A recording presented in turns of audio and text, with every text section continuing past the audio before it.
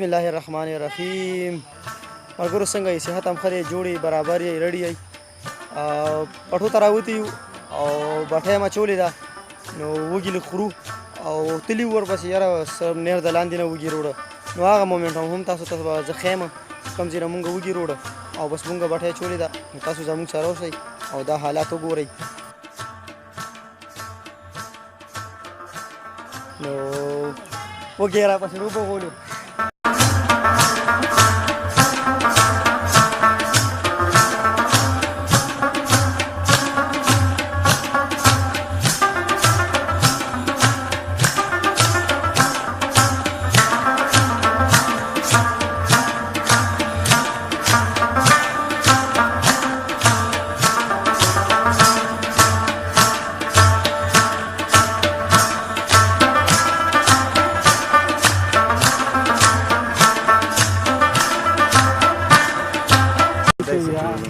دلته په ملاسته یو موټر سایکل دننه کوم دلته به کوزیږو نو بیا به ځو. دا وړه ده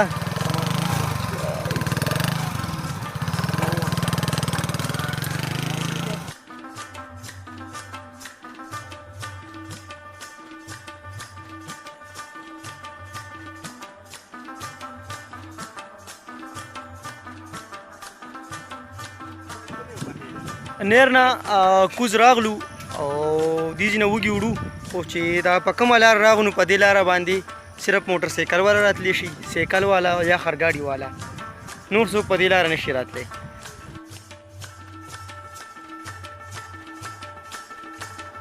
یار مونږ خو راغلو دې خوا ته په دې سیټ را روان وو، خو دلته ما ونه ولیده، تاسو هم کتی شئ.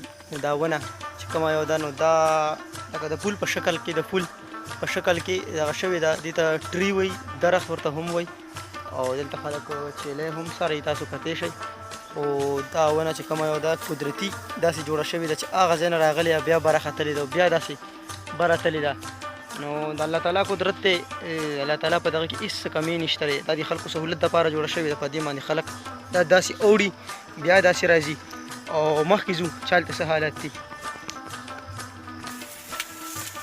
همایونه ولکه خپل پټي ته یې راوستي وو که پردی دی؟ راشه ته مونږ ته خلک به ګورې دې ګیله کوي چې په غلا رانوړئ. یاره دې وایي پردی دی، دا څنګه چل دی؟ بیا خو زه ځم نه نه بیا زه ځم بیا خو ایسارېږم نه هلک.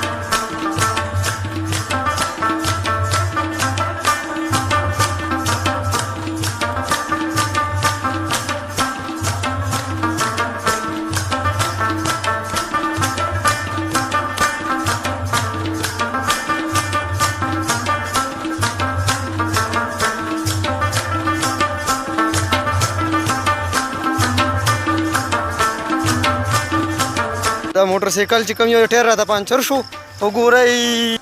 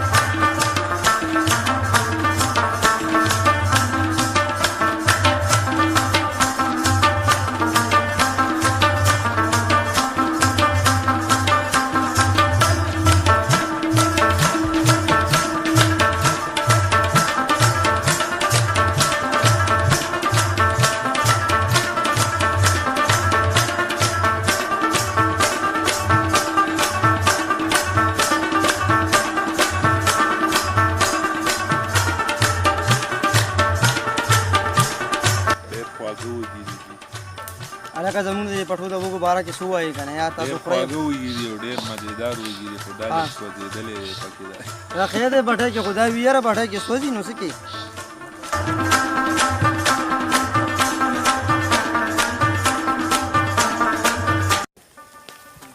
د وږو ښکار هم وکړو او ځو اوس پر اچیو ښکار وکړو او بس بیا به کوم خوا ځو مونږ داسې تا پسې درځو که نه هلې داسې ځو ښه دا صحیح ده پهلوانه چې څکو که نه څکو یار